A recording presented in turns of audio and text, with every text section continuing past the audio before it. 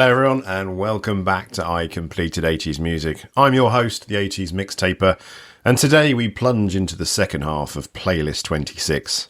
It's mid-July 1981 and what a show we have. Spandau Ballet really hitting their stride with Chant number 1, Abba's last big disco hit, and Candido with what feels like the birth of the UK house scene, amongst others. As usual, we can't play the songs on the pod, but if you go to the episode description, you'll find playlists for both Spotify and Apple Music ready to rock. But if they don't work on the podcast platform you're using, you'll also find a full track listing in the episode description as well. Well, let's not stand on ceremony today. Let's get back to the music.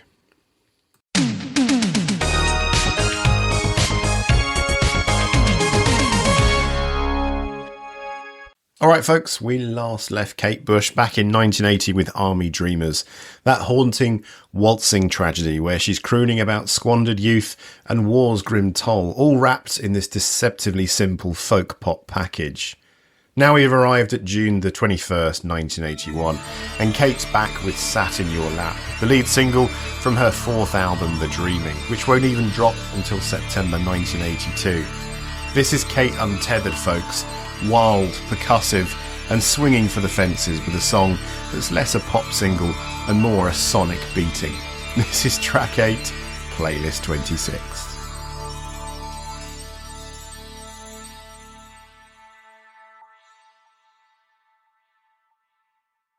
Sat in Your Lap is a far cry from the delicate piano musings of her earlier work. At times, it's a cacophony of pounding drums, courtesy of Preston Heyman in the Stone Room at Townhouse Studio 2, London, with Paddy Bush and Preston himself cracking whip-like percussion, bamboo canes slicing through the air, rhythmic and relentless.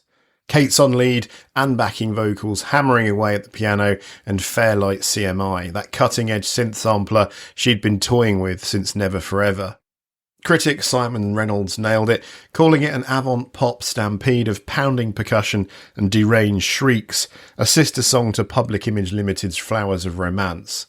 That's not hyperbole, it's chaos with a purpose, a glorious racket that feels like Kate's chasing something with the energy of a pissed-off tiger. Lyrically, it's a meditation on the human hunger for knowledge and the laziness that keeps us from it. Some say that knowledge is something sat in your lap. Some say that knowledge is something that you never have, she sings, her voice darting between yearning and frustration. Later, it's, I want to be a lawyer, I want to be a scholar, but I really can't be bothered. It's an existential crisis meets a tantrum, like she's mocking our half-hearted stabs at enlightenment. And that title, biographer Graham Thompson suggests it hints at experiencing enlightenment through sex. Kate's being coy, layering meaning like she always does. The single peaked at number 11 on the UK singles chart, hanging around for 7 weeks. Not a smash, but the only track from Dreaming to crack the top 20. It's interesting that this is the lead single given how uncommercial The Dreaming feels overall. Kate herself called the album her She's Gone Mad moment, and Sat in Your Lap sets the tone, frenetic, experimental, unapologetic, a cat in a full flurry of claws tearing fur as it attacks. She laid down the demo in September 1980, inspired by a Stevie Wonder concert, makes you wonder what Stevie Wonder was doing, building the song around a Roland rhythm box and piano riffs. The single version, released on 7-inch vinyl with Donovan's Lord of the Reedy River as the B-side, got a slight remix for the album, vocals punched up, backing track tweaked for cohesion. Kate produced this herself, a bold move after co-producing Never Forever. She's in the driver's seat, working with engineer Nick Launay, who'd cut his teeth with Public Image Limited. The video, shot at Abbey Road Studios, is pure Kate. Kinetic, a little unhinged, matching the song's energy. Paul DeNoyer, an enemy, wasn't sold, griping that her aggressive and strident turn was excruciating. But Rick Wakeman on BBC Radio 1 called it the best record he'd heard since Ashes to Ashes, predicting a massive hit. Spoiler, it wasn't, but it didn't need to be. This is Kate Bush staking her claim as an auteur, not a chart chaser. In the sweltering summer of 1981, New York's dance floors pulsed with a rhythm that seemed to channel both the city's frenetic energy and a deeper ancestral heartbeat. At the centre of this sonic storm was Candido Camero Guerra, simply known as Candido. A Cuban percussionist whose 1979 single Jingo, re-released in 1981, became a defining anthem in the UK's disco and club scene. This is the story of Candido, his journey from Havana to Harlem, and how Jingo carved a groove that echoed far beyond its time. This is track 9 today. Press play now.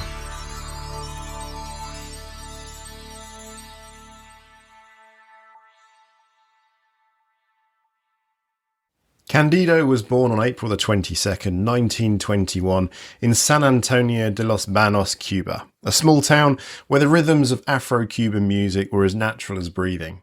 By his teens, he was mastering the conga and bongo, instruments that would define his legacy. In 1946, at 25, he left Cuba for New York, lulled by the promise of jazz's golden age. There, he found himself in the orbit of giants like Dizzy Gillespie and Billy Taylor, who recognised his virtuosity. Candido's innovation was singular. He was among the first to play multiple congas simultaneously, tuning them to create melodic depth, and he paired them with bongos, cowbells and guiros, crafting a one-man percussion orchestra. By the 1950s, he was recording with Stan Kenton and cutting his own albums for ABC Paramount, blending Afro-Cuban jazz with an infectious swing. The 1970s brought a new chapter. As jazz waned in commercial appeal, Candido joined Sal Soul Records, a label synonymous with the disco boom. His 1979 album, Dancin' and Prancin', included Jingo, a track rooted in Babatunde Olatunji's 1959 composition Jingo Loba, meaning "do not worry" in Yoruba.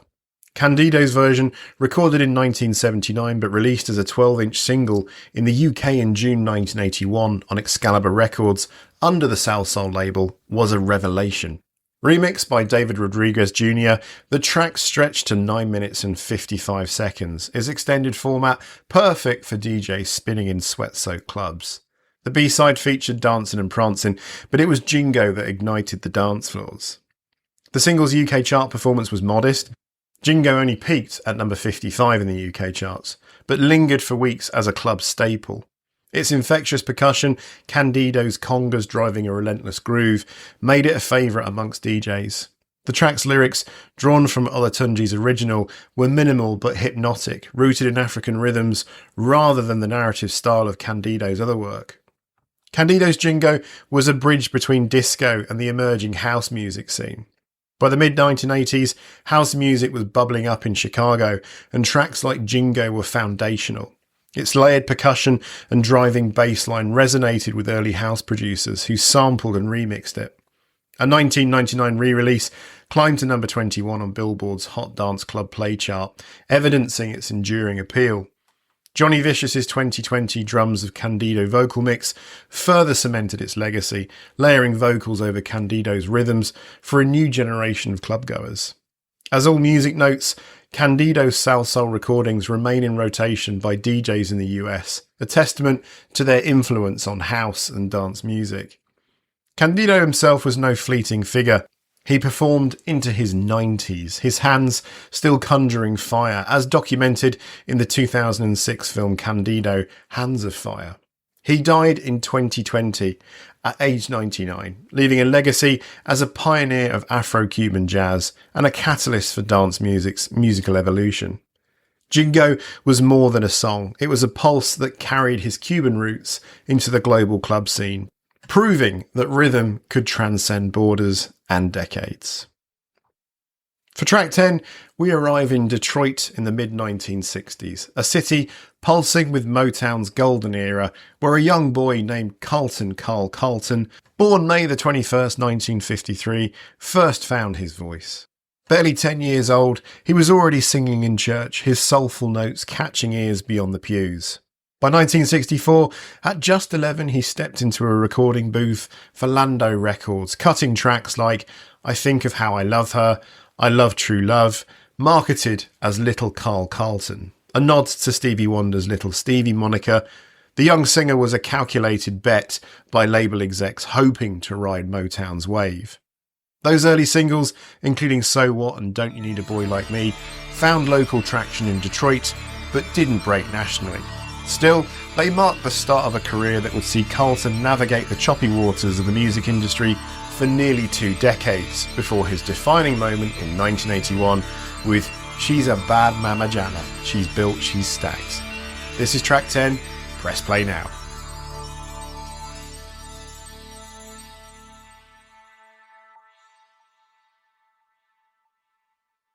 Carlton's journey wasn't a straight shot to stardom. After his early recordings, he signed with Backbeat Records in 1968, relocating to Houston to be closer to the label. His first single there, Competition Ain't Nothing, scratched the Billboard R&B chart at number 36, but exploded on the UK's northern soul scene. An unusual nod to Carlton's raw vocal power finding an unexpected audience across the Atlantic. He graduated from Detroit's Murray Wright High School in 1970, balancing teenage life with a burgeoning career. By 1972, ABC Records released a compilation of his singles, You Can't Stop a Man in Love, but a royalty dispute with the label soon stalled his momentum.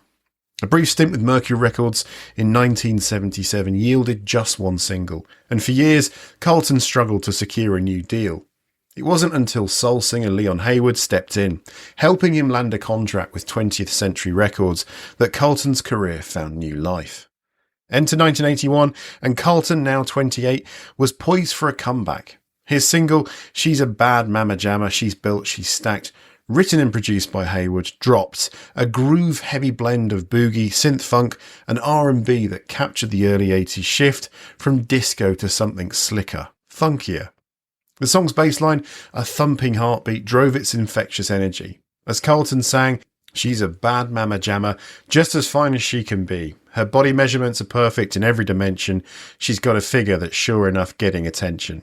The lyrics celebrated a woman's allure with a playful, almost cheeky confidence. The pre-chorus, She's built, oh she's stacked, got all the curves that men like, delivers a hook that stuck, its light-hearted bravado masking the technical precision of Carlton's delivery. The track was a commercial triumph. It peaked at number 22 on the US Billboard Hot 100, spending 21 weeks on the chart, 6 weeks longer than Carlton's earlier hit Everlasting Love. On the R&B Soul chart, it held the number 2 spot for 8 weeks, only blocked from the top by Diana Ross and Lionel Richie's Endless Love. In the UK, it reached number 34 on the singles chart. The song earned Carlton a Grammy nomination for Best R&B Vocal Performance Male in 1982, and the album Carl Carlton went gold, selling over 500,000 copies. Its cultural footprint grew as it became a staple on compilation albums, soundtracks like Undercover Brother, and a frequent sample in rap, notably Foxy Brown and Dru Hill's Big Bad Mama. Critics and fans were hooked. A 2014 review on Rate Your Music praised the song's infectious and fun vibe, noting that bass line is the ticket right there. As cheesy as the lyrics are, you can tell that Carl clearly doesn't take any of it seriously by the light-hearted but still controlled and powerful way he sings the words. The track's groove invited listeners to the dance floor, even if its lyrics leaned into a male gaze that some later critiques, like those on Rate Your Music, juxtaposed against the era's evolving pop landscape. Carlton's story up to 1981 is one of persistence. From a child prodigy in Detroit's church pews to a northern soul hit in the UK, he weathered label disputes and career lulls. She's a Bad Mama Jamma was a culmination of nearly 2 decades of grind, a moment where Carlton's voice, soulful, controlled and undeniable, met the right song at the right time. Its legacy endures, a funky artefact of the early 80s that still gets feet moving and heads nodding, whether in a dollar bin vinyl find or a streaming playlist. Alright, let's dive back into the Spandau Ballet saga, picking up where we left off with their double A-side Musclebound/Glow in spring 81. That record, with its almost Viking longboat shanty melodrama, an over-the-top video featuring Tony Hadley riding horses in the snow, hit number 10 on the UK singles chart and cemented Spandau as New Romantic's poster boys. But by July 1981, they're not just doubling down on the frilly shirts and Blitz Club swagger, they're swerving hard into something funkier, grittier and downright cooler with Chant number 1, I Don't Need This Pressure On. This is Spandau Ballet shedding their synth-pop skin and stepping into the sweaty, bass-heavy heart of London's evolving club scene. Buckle up, this one's a banger, this is track 11.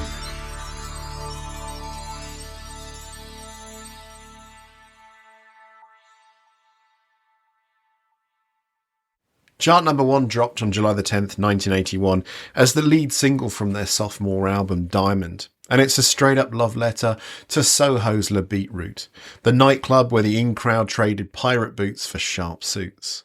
Gary Kemp, the band's guitarist and songwriter, later wrote in his 2009 autobiography, I Know This Much, starting with its tetchy guitar riff, Chant number 1 takes Paranoia, throws in some gang vocals and a taut trumpet, mixes it with a soup song of Raymond Chandler, and places it in the pressure cooker that was Soho 1981. That's the vibe, nervous, nocturnal, and pulsing with the energy of a city on the cusp of something big. The track, produced by Richard James Burgess, enlisted Brit funk outfit Beggar & Co. for its horn section, giving it a raw dance floor ready edge. And it's got that 80s funk sound we'd hear again and again in other bands like Modern Romance and Duran Duran as well. It's white funk with a nod to Was Not Was, Wheel Me Out. But Spandau make it their own with a jittery bass line and Hadley's commanding baritone. Lyrically, it's a sweaty fever dream of guilt and urban anxiety. I checked the time, it was almost time, a curious smell, an intangible crime. I'm washing my clothes, but the stain still grows. Cover your eyes, the stain still shows. It's not a narrative you can pin down, it's more like a Polaroid of a night out gone wrong, all cryptic menace and no resolution. Kemp admitted the lyrics are a stream of consciousness, a vibe more than a story, which fits the song's restless pulse. The band was so stoked about it, they rushed to white label acetate to Le Beetroot to test the crowd's reaction. Obvious spoiler alert, it worked. Chart-wise, Chant number 1 soared to number 3 in the UK, their biggest hit yet, and cracked number 17 on the Billboard Disco Top 100 in the US, thanks to DJ Frankie Crocker spinning it on WBLS. The 12-inch single, back with a dance remix, was a club staple, and the video shot at Le Beetroot by Russell Mulcahy ditched the new romantic flamboyance for sleek suits and a gritty vibe, a shift they would move forward with into the future. It's Spandau signalling they're done with the Blitz Kid costume party, they're chasing something more professional. This track is Spandau as they begin to hit their stride, outgrowing the new romantic label while still owning the dance floor. It's not their glossy true era quite yet, that's still 2 years off, but it's a bold pivot from the chanted vocals and splashy snares of Journeys to Glory. Diamond went gold per BPI, but Chant number 1 stands out as its crown jewel. A song that captures a moment where Spandau were less about image and more about groove. As Kemp put it, for me, there's something utterly complete about Chant number 1, and its accompanying video, a marriage of music, band, place and time. It's Spandau Ballet proving they could hang with the funk crowd and still keep their pop edge. For our penultimate track today, you find us at Stockholm's Polar Studios. The atmosphere is humming with the kind of creative alchemy only Abba could conjure. The Swedish quartet, Benny Andersson, Bjorn Ulvaeus, Agneta Folkskog and Annifrid Lingstad were fresh off the triumph of Stormtrooper, their 1980 album that had topped the UK charts with its title track soaring to number 1. But by July, when Lay All Your Love On Me was released as the third single, the band was navigating a tighter rope. Personal lives were unravelling, Bjorn and Agneta's divorce was done, Benny and Frida's was looming, and the music was starting to carry the weight of those fractures. This song was a confessional, a disco-drenched cry. This is track 12.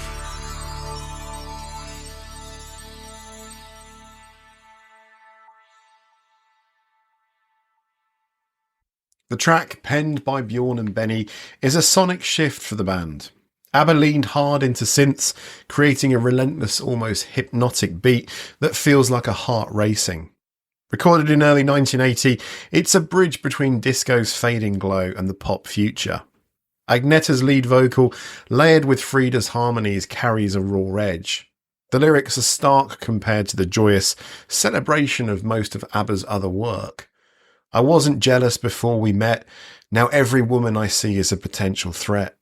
This isn't puppy love, it's obsession, the kind that claws at you at 2 a.m. when the covers are too hot and the person next to you is fast asleep. Agneta sings like she's staring down a rival, her voice soaring over the synths, A little small talk, a smile, and baby I was stuck. I still don't know what you've done with me. It's a line that lands like somebody utterly captivated, equal parts devotion and dread. Chart-wise, the song had legs but didn't dominate like their other work, with its UK peak at number 7, respectable but no Super Trooper. Released as a 12-inch single, a rarity for Abba, it was built for clubs and it delivered, topping the US Billboard Hot Dance Club Play chart. The production is meticulous, that pulsing synth riff, the crisp percussion, the quick fade out after the repeat of "Don't go wasting your emotion, lay all your love on me." Bjorn later reflected in a 2004 Guardian interview, "The feelings in the songs were real. We didn't have to invent them. You hear it here, the ache, the urgency, the fear of losing what you've got." By 1981, Abba were still global giants, but "Lay All Your Love on Me" shows them human, caught in the mess of their own hearts. It's a track that dances while it bleeds, a hit that doubled as a warning. Later, it found new life in Mamma Mia, but in 1981, it was a bold move. A disco anthem in a world turning to new wave. Proof that Abba could still bend the rules, though that wouldn't be the case for much longer.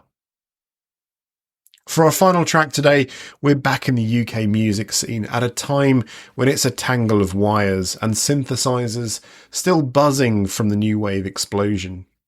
Amid this electric haze, Paul Gardiner, a lanky bassist from Hayes, Middlesex, steps out from the shadow of his longtime collaborator Gary Newman to release his debut solo single, Stormtrooper in Drag. It's a track that crackles with moody, menacing energy, a 4-minute snapshot of a man wrestling with his demons, backed by Newman's unmistakable voice and production. The single, released in July 1981 on Beggar's Banquet, hit number 49 on the UK singles chart, lingering for 4 weeks, a modest but telling mark of its impact. This is track 13 today, our final song.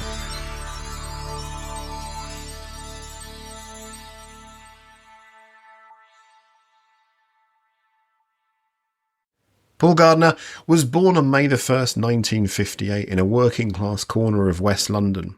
By his late teens, he was already plucking bass strings in local bands, his fingers finding rhythm in a world that felt increasingly mechanised.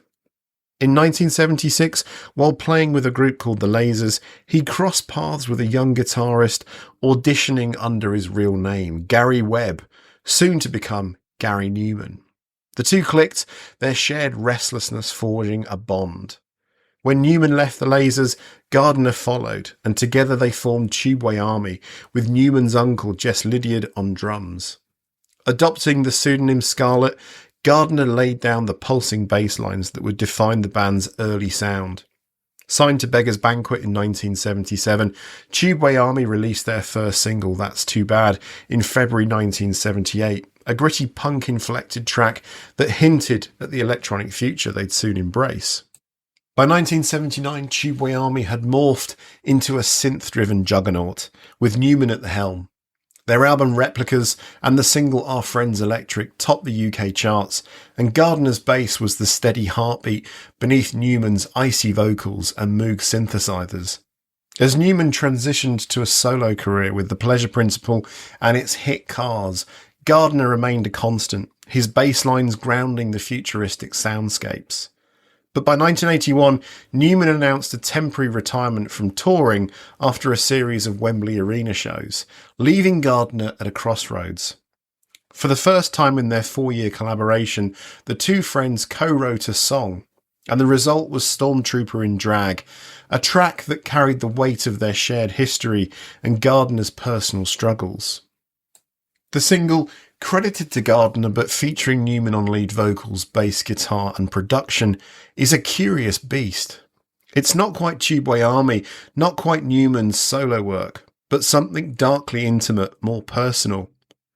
Gardiner plays guitar and synthesizer with John Webb on drums, and the track leans on conventional percussion rather than the drum machines that define Newman's dance album, released later that year. The lyrics are stark and haunting. So here am I, quite by chance, near the phone. I could call and make you crawl into bed. Questions, always questions. I'll just speak in slow motion about obsessions with boys on the floor. They hint at desperation, isolation and drug use, with lines like rhythm and needles in arms, cutting close to Gardiner's own battle with heroin addiction, a struggle Newman never shared.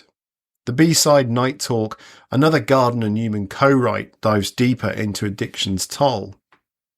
Stormtrooper in Drag was a bold step for Gardiner, who'd spent years as Newman's quiet anchor. The song's cover, an image of a female leg, didn't mention Newman's involvement, a choice that puzzled fans given his dominant presence. Some have speculated why it was kept off Newman's albums, though it later appeared on compilations like New Man Newman in 1982 and the Premiere Hits in 1996. It's a song that feels like it's trying to say something without quite saying it. The track's legacy endured with covers by St Etienne in 1997 and Ter Themlitz in 1999, each reinterpreting its brooding intensity. Gardiner's story, though, is tinged with tragedy. His heroin addiction shadowed his talent, and in 1984, at just 25, he died of an overdose of Valium and Diconol in Northolt's Lime Trees Park. Newman, devastated, paid tribute with the song A Child with the Ghost on his Berserker album and later performed Stormtrooper live in 1994, marking the 10th anniversary of Gardiner's death. Stormtrooper in Drag remains a vignette of a moment when two friends, bound by music and history, try to capture something fleeting. It isn't a chart topper or a cultural monument, but it's a raw, honest artifact of a man stepping into the light, if only briefly, before the darkness took him.